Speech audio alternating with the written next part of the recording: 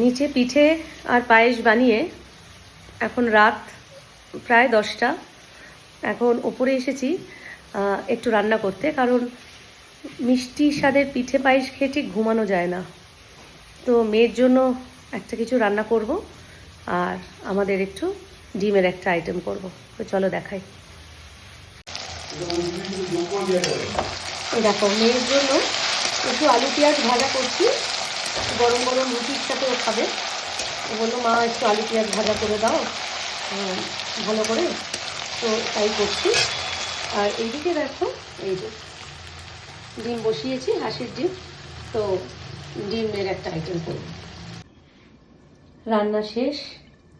তো এই দেখো, মেয়ের জন্য বানিয়েছি আলু ভাজা, রাদার আলু পেঁয়াজ ভাজা। আর এই যে, আর কারণ এটা মেয়েরই আবদার ছিল, আবার ভেবো না যে মেয়েকে শুধু আলু ভাজা দিয়ে আমরা ডিমের তরকারি খাচ্ছি, সেটা না। এখানে এরকম গোটা গোটা হাঁসের ডিম দিয়ে